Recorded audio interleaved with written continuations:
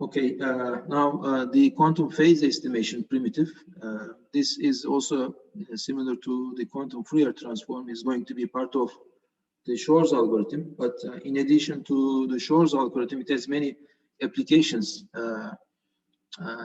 especially in applications to quantum chemistry, quantum material science.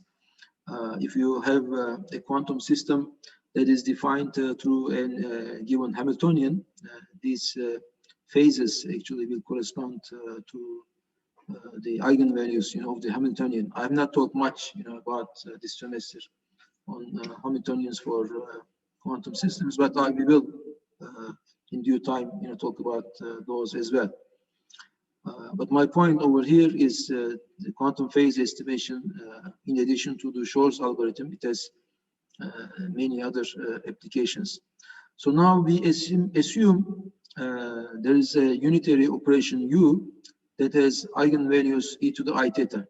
Right? All unitary operations, they have eigenvalues of magnitude 1, and but with a phase, so they can be represented as e to the I theta. This has magnitude 1, but theta can take different values. And they have eigenvectors that form an orthonormal basis. So this can be represented as this eigenvalue equation, right? You applied on ket psi, which we assume is one of the eigenvectors of U, right? You have e to the I theta eigenvalue times the ket psi eigenvector again. So this is our typical eigenvalue equation for the operator U, eigenstates ket psi, and the corresponding eigenvalues e to the I theta. So the quantum phase estimation problem is as follows. We are assuming we are given U, a unitary transform, and we are given ket psi, the eigenvector of the one of the eigenvectors of the unitary transform. The problem is to compute theta, e to the I theta or theta, which is the eigenvalue of this. We might not or notice, that in general this global phase is not measurable, right? Because now we are computing a global phase in front of a quantum state. Consider, for instance, you have a global state of a global phase in front of quantum state ket plus, right, of e to the I theta, which is e to the I theta square root of 2, then over square root of 2, ket 0 plus ket 1, right? This global phase, in general, it's not measurable, because when you measure this state with probability e to the I theta over square root of 2 magnitude square, you would measure ket 0, and with probability again e to the I theta over square root of 2, right? You would measure the ket 1 state. So in either case, regardless of the value of theta, you would measure ket 0 and ket 1 with equal probabilities. So as we had seen before, the global phases like this, in this manner, is not measurable. But in this case, we have a special situation. We are assuming that this e to the I theta now is introduced as a result of applying this unitary transform, this specific unitary transform on ket psi. But for this particular case, when this is specific to a unitary transform like this, as we'll see, we can, there are ways to compute this global phase and also the eigenvalues. And we can estimate this value theta. As we mentioned, it is important to be able to compute theta, because this theta and the eigenvalue of U, actually it corresponds to the eigenvalue of the Hamiltonian the energy operator of the quantum system we are talking about. And this, as we'll see, this will be important in quantum simulation and time evolution, of quantum systems. We claim this circuit can be used to compute the eigenvalue or theta of this U operator, and we'll analyze this circuit and see, that is actually we can use this circuit to compute the eigenvalue. Again, here the U is this operator in the eigenvalue problem that we discussed. Ket psi is the eigenstate, and e to the I theta is the corresponding eigenvalue, and we are interested in computing theta. Okay, again, this U over here is the controlled U operator. In other words, when the control bit is 0, we do nothing. So, and when the control bit is 1, then we apply this U operator on the ket psi input state. So ket 0 is a qubit, an input, and ket psi is the eigenstate. And we apply this circuit to this input. So, and we'll analyze this and we'll show that this circuit can be used to compute the eigenvalue of U. So, but just for a reminder, let's remind ourselves what controlled U operation means. As we said, it means operate on the state if the control bit is ket 1, right? Just like the CNOT, right? Operation, it's just a generalization of CNOT. In the case of CNOT, right, U was like the X operator, Pauli X operator. And CNOT was actually nothing but a controlled X operator. But we can generalize this. We can define a controlled U operator such that if the control bit over here, in this case, this bit, is 0, we do nothing. If the control bit is 1, then we apply the U operation on the input. And in matrix form, we can represent a controlled U operation like this. We have this operator in the control qubit quadrant. We have the identity operator, or if it is a single bit, is in this case, this is just a 1. We have off-diagonal terms 0, 0, and the other diagonal term is the U operator, the unitary operator. So this way, in the input, if the input is 1, 0, right? If we operate controlled U to the ket 0 operator, which is 1, 0, what you have is in the output is 1, 0. It does nothing on ket 0. But on the other hand, if the input is 0, 1, if it is a ket 1 vector, then it operates U with U. Okay, so you have U ket 1. And another representation of this is this. If U to the A ket B, right? We can represent this transform, this idea using this. If A equals 0, right? U to the 0 is 1, so you do nothing. It's just you operate ket B with 1. But if A equals 1, then U to the 1 is 1, so you operate this quantum state with this unitary operator. So this is just a circuit, expression of this controlled U transformation. And as we said, controlled NOT is just nothing but now this U unitary operator is more specific. It's ket, the X operator. It's the bit flip operator in the case of controlled NOT Pauli operator. So let's analyze the circuit and see that the circuit corresponds to that. So at step 0 here in the input, right, we have this ket 0 tensored with ket psi. And remember, ket psi is the eigen vector, one of the eigenvectors of this U operator, and we are interested in finding the corresponding eigenvalue. So when you apply a Hadamard, right, on this input state, Hadamard converts cat0 to a cat plus state.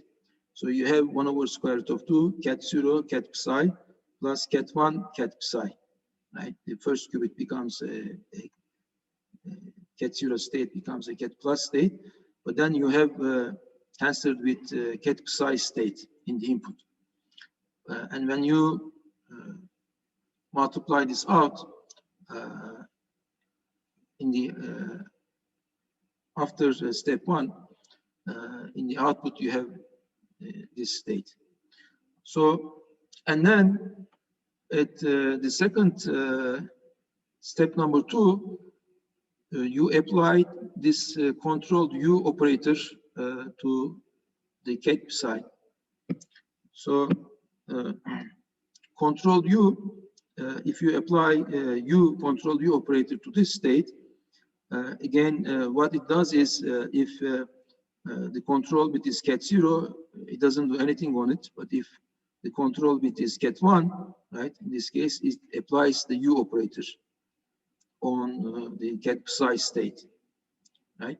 So again, this becomes 1 over square root of 2 cat0 cat psi plus 1 over square root of 2 cat1 e to the I theta cat psi. Because by definition, you know, we said this is the eigenvalue equation. Cat psi is the eigenvector of U. So U cat psi equals actually e to the I theta psi, right? This is just this eigenvalue equation over here, right? U cat psi equals e to the I theta cat psi. And we are assuming now cat psi is the eigenvector, one of the eigenvectors of the U operator. And then at step number 3, we apply again Hadamard on the first qubit, right? So if you apply Hadamard on this state, you have 1 over square root of 2 Hadamard cat0 cat psi plus 1 over square root of 2 Hadamard cat1 e to the I theta cat psi, right? It's a linear operator, so you can apply Hadamard to both of these states. And then when you apply Hadamard on cat0 and cat1, you have this cat plus state for the first qubit and cat minus state for the second one. And if you collect the terms in terms of the computational basis states, cat0 and cat1, this state over here you can represent as 1 over 2 cat0 plus 1 plus e to the I theta plus cat1 1 minus e to the I theta, and cat minus also, you know, because cat minus is always here. It's in the tensor product. Now we are at state 3. And then in step 4 is the measurement, right? We are in step 3 now, but then we measure, we make a measurement on step 3. When we do the measurement, right, this is a quantum state. So it collapses, the state collapses to the cat0 state with probability magnitude square of 1 plus e to the I theta. And it collapses to the cat1 state with probability magnitude square 1 minus e to the minus I theta, right? So these are the probabilities of measuring 0 and 1. So what we have done is now this phase information theta now is it's transferred to probability measurements, right? If you do repeated experiments and repeated measurements, you can deduce whether you have you can deduce the value of theta, right? Because we have this, you know, you make many measurements in the output, and depending on this probability, there is a one-to-one correspondence, you know, between this angle theta and this probability of measuring 0 and 1. So this is one way, you know, of measuring computing theta. Theta, again, remember this is e to the I theta, was the eigenvalue. But as we'll see, this is of the unitary operator. But as we'll see, this is also going to correspond to the eigenvalue of the corresponding Hamiltonian operator that determines the time evolution Hamiltonian operator of the quantum system. So now, but we may improve on this. The performance will be better, as we'll see shortly, if we use more than one control qubits, right? Like, let's suppose now, instead of Ket0 as a single control qubit in the input, like as in our original circuit, this was our original circuit, and we had a single control qubit in the input. Instead, let's assume we have n qubits, n control qubits for measurement. These are called measurement qubits, and this is again the target state. We claim this circuit computes when you measure, make a measurement in the output of this circuit, you measure 2 to the n times theta. Basically, you are amplifying, the value of theta. In other words, instead of measuring, making many measurements of the probabilities in the previous case, just with a single measurement by using n qubits, we are able to amplify this in the output of the value of theta, and we'll see now how it works.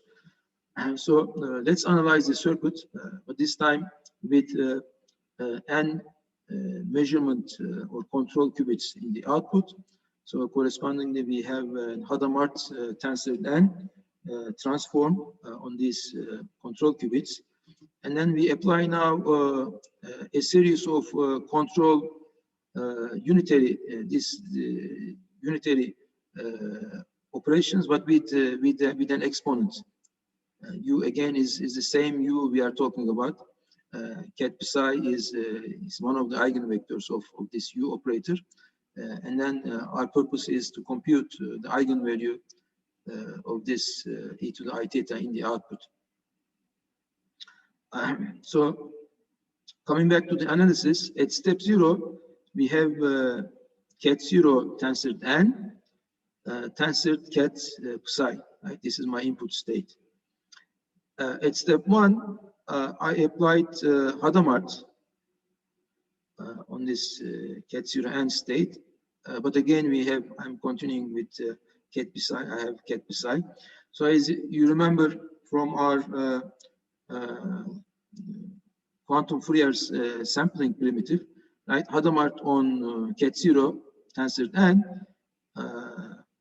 would convert this to an equal superposition of all pluses, because each Hadamard on Ket0 would convert this to a plus state, and you have n of them, right? You need to tensor n of them. So each Hadamard on one of these qubits would convert this to this 0 to a plus state, but you have n of them tensored, and this is again just a normalizing constant 1 over 2 to the n over 2, and you have as before Ket psi also tensored with this. This is step 1. So let's see what the other steps do. The other steps are controlled unitary transforms of the powers of this u to the 2 to the n minus 1, u to the n minus 2, etc., up to u to the 2 to the 0th power. We note that u to the 2 to the x, right, applied on Ket psi, because of this eigenvalue relation, it's actually u to the 2 to the x minus 1 u, right? You take out from the exponent one of the operators u applied on Ket psi, but this through the eigenvalue equation, u to the 2 to the x minus 1 Now this expression, this U applied on ket psi, is nothing but e to the I theta ket psi. So iteratively, recursively, if you apply more and more U's, you take it out of this U, you'll see, it's easy, to see that you have, like for instance, if you take out the second U, you have 2 to the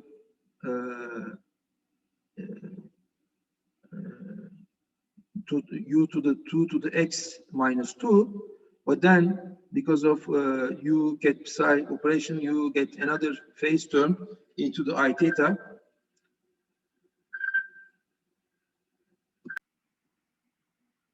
Okay, so it's easy, to see that then the effect of applying the unitary operator U to the 2 to the X on ket psi is effectively e to the I theta 2 to the X ket psi. And so we'll use this result shortly. So in the output, after you apply these controlled U operations, right, applied to this ket psi state, what you end up with is so each control U operator brings in a term like this. 1 over 2 to the n over 2 is the again normalizing constant. Ket 0 plus e to the I theta 2 to the n minus 1 ket 1. Right, for each qubit, and for the second qubit, it picks up a phase e to the I theta 2 to the n minus 2, tensored with up to the last qubit, ket 0 plus e to the I theta 2 to the 0 ket 1, right? This phase again is only applied to ket 1 because it's controlled U operator, right? Controlled U operator. So if this corresponding bit is 0, it doesn't do anything on ket psi. But if this corresponding qubit over here is ket 1, then it applies this controlled U operator. So at step 3 over here, we end up with this following state. This state, 1 over 2 to the n over 2, normalizing constant, and all the other qubits are transformed like this, in this manner. So they pick up phase, on the ket 1, and of course we have ket psi, it's also continuous as the tensored vector. So now let's compare this result with our expression in the quantum Fourier transform. I remember from the previous lecture, quantum Fourier transform was expressed as ket x tilde was this expression, right? If you compare this turn by turn, right, it is very similar. Right, this is the output of the quantum phase estimation circuit, and this is the output of the quantum Fourier transform circuit. If you compare these phases, right, the form is very similar, but the only difference is if you make a change of variables.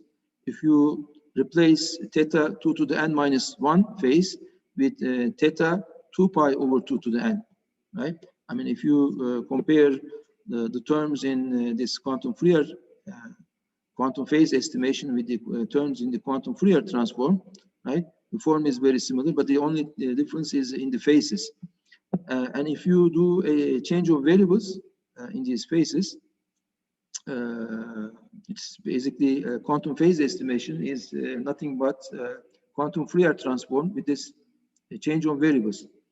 And we also remember that quantum Fourier transform is a self-inverse and a unitary transform.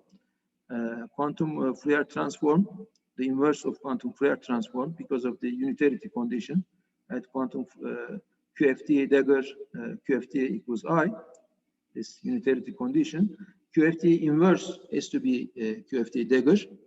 So if we apply using this change of variables in the phase, quantum inverse of the quantum Fourier transform over here, right? What we end up is basically the 2 to the n times theta.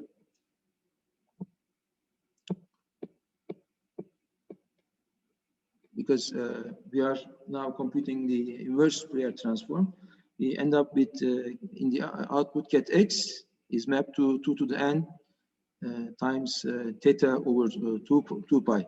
So when we do a measurement on this, what we have done is basically we have amplified, right, this phase angle theta by 2 to the n. Remember, n was the number of control qubits in the input. So as we increase the number of control qubits or measurement qubits, you know, it's also mentioned sometimes. As we increase n, right, the number of control qubits, we amplify more and more, you know, the theta. And furthermore, using just a single measurement now, right, with this kind of a construction, n-qubit construction in the input, we are able to measure theta. So therefore, using multiple measurement qubits, n, the phase theta is, as we said, amplified by 2 to the n. And instead of making many measurements, as in the single control qubit ket0 case, right, we had to make many measurements, and we had to measure probability of measuring 0 and probability of measuring 1, and then from there we deduce the angle theta, of the eigenvalue e to the I theta. Right? Instead, with this kind of a construction, with n qubits in the input, we are able to, with a single measurement, compute theta. The output is actually 2 to the n times theta. So it's multiplied with a single measurement. We are able to compute the eigenvalue of the unitary transform corresponding to ket psi, corresponding to the eigenvector, and similar, and at the same time the eigenvalue of the corresponding Hamiltonian operation.